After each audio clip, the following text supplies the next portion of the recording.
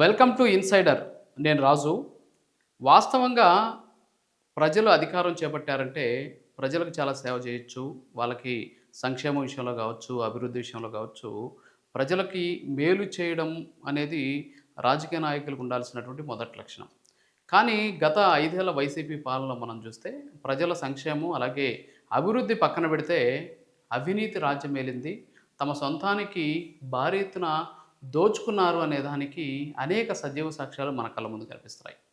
Especially Jogi Ramesh వ్యవహారాన్ని మనం గాని చూసినట్లయితే అగ్రిగోల్డ్‌కి సంబంధించినటువంటి వ్యవహారంలో సర్వే నంబర్‌లు మార్చి మరీ విలువైనటువంటి భూములను కొట్టేసి అడ్డంగా బుక్ అయినటువంటి జోగి రమేష్ కొడుకుని ఇప్పటికే పోలీసులు అరెస్ట్ చేశారు.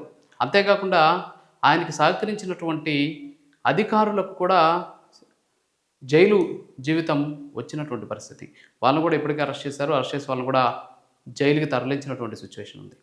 సో, అటు జోగి రమేష్ కుమారుడి పరిస్థితి, అలాగే జోగి రమేష్ వ్యవహారం అలా ఉంది. అంటే ఆయన అక్కడ ఎప్పుడు కూడా అభివృద్ధి కావచ్చు, సంక్షేమానికి సంబంధించినటువంటి అంశాలు ఏ రోజు కూడా మాట్లాడినటువంటి దాఖలాలు లేవు. ఆయన అధికారంలో ఉన్నటువంటి సందర్భంలో ఆ పార్టీ ప్రతిసారి కూడా పవన్ కళ్యాణ్‌కి 3 పెళ్ళిళ్ళు, అంతేకాకుండా ఇతర వ్యవహారాలు, ఎస్పెషల్లీ రాష్ట్రంలో ఉన్నటువంటి పరిస్థితుల గురించి కాకుండా వ్యక్తిగత అంశాల మీద వాళ్ళంతా కూడా తీవ్ర స్థాయిలో బూతులతో రెచ్చిపోయినటువంటి పరిస్థితి మనం గతం ప్రభుత్వంలో చూసాం.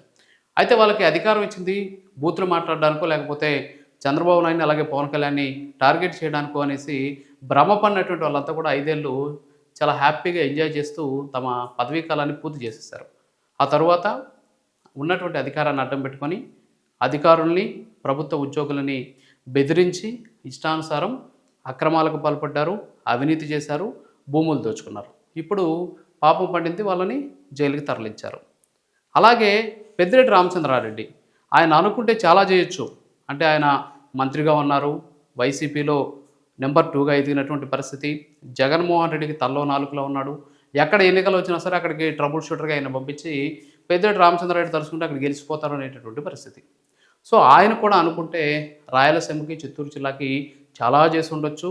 ఎస్పెషల్లీ చిత్తూరు జిల్లాకు సంబంధించి అభివృద్ధి పథంలో పరుగులెత్తించి ఉండవచ్చు.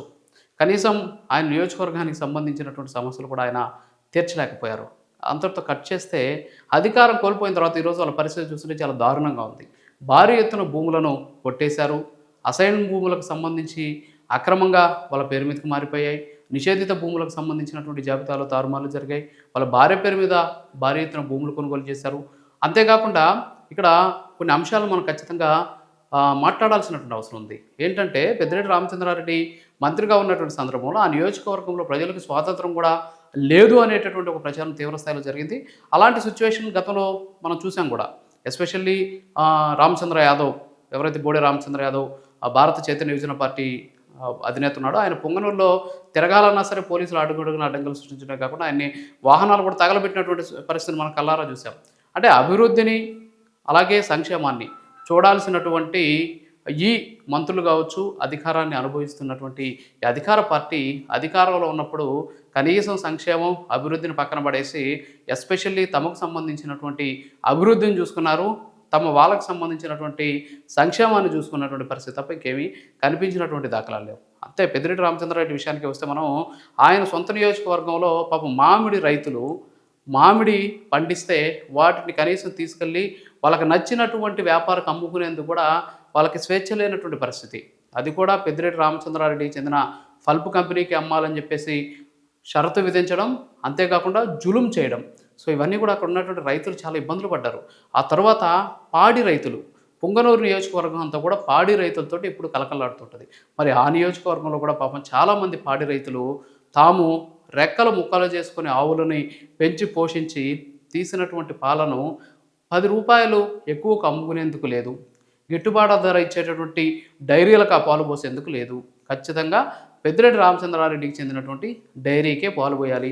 పెద్దిరెడ్డి రామచంద్రారెడ్డి కుటుంబానికి చెందినటువంటి ఫల ఫ్యాక్టరీకే ఈ మామిడికి సంబంధించినటువంటి పంటను అమ్మాలి. సో ఈ విధంగా వాళ్ళు ఇష్టానుసారం అంటే చెప్పింది వినాలి, పెట్టింది తినాలి. ఇది తప్ప మరొక సిద్ధాంతం లేకుండా పొంగనూరు నియోజకవర్గంలో పెద్దిరెడ్డి రామచంద్రారెడ్డి అరాచకాలతోటి దూచుకు వెళ్ళినటువంటి పరిస్థితి అందరూ కూడా చూసాం. సో ఇంతమంది అంటే ఇప్పుడు ప్రస్తుతం మన ఇద్దరు గురించి మాట్లాడుకుంటున్నాం. ఈ ఇద్దరు విషయానికి వస్తే వాళ్ళ ప్రాంతాల్లో భారీ ఎత్తున అభివృద్ధి చేసి ఉండొచ్చు, భారీ ఎత్తున సంక్షేమం చేసి ఉండొచ్చు. ఈ ఒక్క విషయంలో ఇక్కడ ఒక్క మాట చెప్దాం. పవన్ కళ్యాణ్ గురించి కానీ ఒక్కసారి గాని మనం గాని ఆలోచిస్తే, పవన్ కళ్యాణ్ తొలిసారి ఎమ్మెల్యే అయ్యారు, అసెంబ్లీలో అడుగుపెట్టారు, డిప్యూటీ సీఎం అయ్యారు. ఏ రోజైనా సరే ఇప్పటి వరకు కూడా వైసీపీకి సంబంధించినటువంటి కుటుంబ కథా చిత్రాలు అనేకం బయటకు వస్తున్నా సరే కనీసం ఆయన నోరు మెదపలేదు. కేవలం పాలన మీద ఫోకస్ పెట్టాడు. ప్రజా సమస్యల పరిష్కారం పట్ల ఆయన ఫోకస్ పెట్టారే తప్ప ఏ రోజు కూడా వ్యక్తిగత విమర్శలకు కావచ్చు, అంతేకాకుండా వైసీపీకి సంబంధించినటువంటి అంశాల పట్ల కావచ్చు, ఏ రోజు కూడా ఆయన దృష్టి కేంద్రీకరించకుండా కేవలం ప్రజలు తనకిచ్చినటువంటి పదవి ప్రజా శ్రేయస్సు కోసం, ప్రజా సేవ కోసమే అనేటటువంటి అంశాన్ని ఆయన మర్చిపోకుండా ఈరోజు పాలన కొనసాగిస్తున్నటువంటి పరిస్థితి. సో పాలకుడు అంటే ఎలా ఉండాలి అంటే, ఓటేసినటువంటి ఓటరుకి జవాబుదారీగా ఉంటూ ఏదైతే మేనిఫెస్టో అంటే ఒక మత గ్రంథంగా పేర్కొనేటటువంటి మేనిఫెస్టోలో ఇచ్చినటువంటి అంశాలను తూచా తప్పకుండా పాటిస్తూ అక్కడ ఉన్నటువంటి ప్రజలకు జవాబుదారీగా ఉంటూ అక్కడ ఉన్నటువంటి సమస్యలకు కస్టోడియన్గా ఉంటూ పాలన సాగించేవాడే పాలకుడు అవుతాడు. కానీ 5 ఏళ్ల పాలన మనం చూసాం. 2 అంశాలు ఇప్పటికే మన కళ్ళ ముందు కనిపిస్తున్నాయి. అటు జోగి రమేష్ వ్యవహారం కావచ్చు, అలాగే పెద్దిరెడ్డి రామచంద్రారెడ్డికి సంబంధించినటువంటి వ్యవహారం కావచ్చు. వాళ్ళిద్దరూ అనుకోని ఉంటే నిజంగా ఆ ప్రాంతాలు ఎంతో అభివృద్ధి చెందుతూ ఉండేవి. కానీ వాళ్ళు అలా అనుకోలేదు. కేవలం తమ అభివృద్ధి, తమ కుటుంబ సంక్షేమాన్ని వాళ్ళు చూసుకున్నారు తప్ప రాష్ట్ర ప్రయోజనాల కోసం ఏ రోజు కూడా వాళ్ళు చూపించినటువంటి దాఖలాలు లేవు. సో ఈ 2 ఉదాహరణలు చాలు.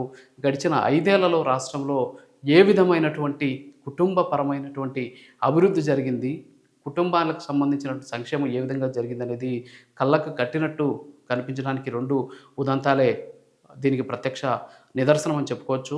మరోపక్క పవన్ కళ్యాణ్ సాగిస్తున్నటువంటి పాలన ఖచ్చితంగా ప్రతి ఒక్కరికి కూడా కనువిప్పు కలగాలి. ఆయన ఇప్పుడున్నటువంటి రాజకీయ నాయకులకు మార్గదర్శకం కావాలి అని చెప్పేసి ప్రతి ఒక్కరు కూడా భావిస్తున్నటువంటి పరిస్థితి కనిపిస్తుంది.